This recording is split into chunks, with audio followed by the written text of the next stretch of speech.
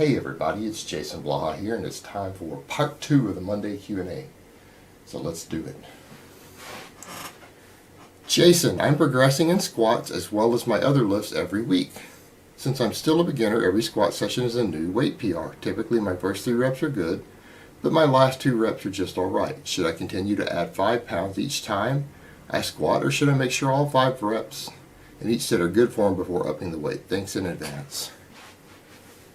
Depends on how bad the form is getting. If the form is just breaking down a little bit, keep adding until it truly breaks down and then start backing off a bit, just like I have people do in the novice program.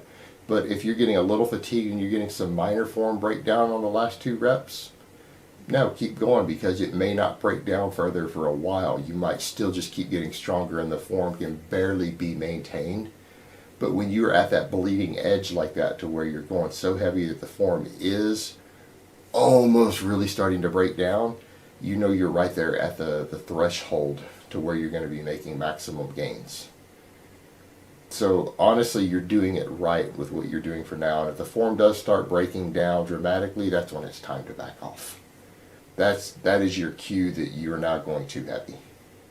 Alright, next question. Tips for a lagging chest when pausing is already done on both overhead press and bench press.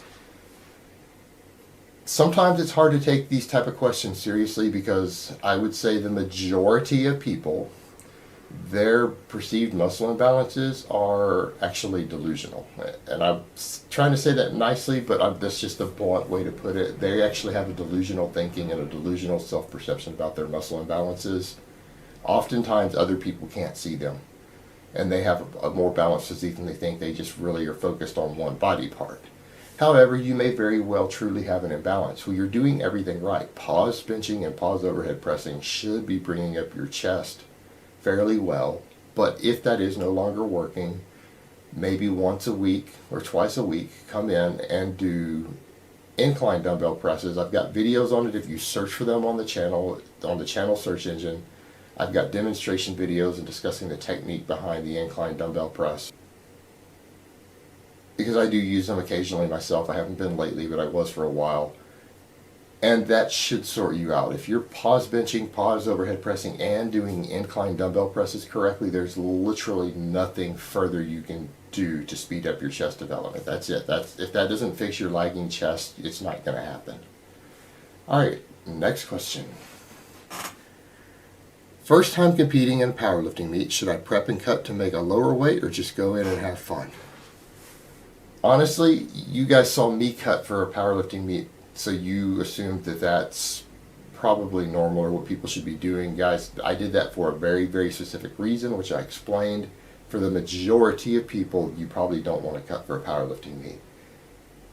And if your first time going in, you're not going to be extremely competitive. If you're not hitting elite lifts already in the gym and you're training, don't worry about it. Just go in, weigh whatever you weigh, and have fun. Now, if you happen to have 24-hour weigh-ins and you want to play around with it a little bit, cut your carbs back a little bit, a couple days out, and then refeed after your weigh-in. But if you're in a fed that gives weigh-ins and you compete on the same day, I wouldn't even do that. Just behave normally, go in, compete, have fun.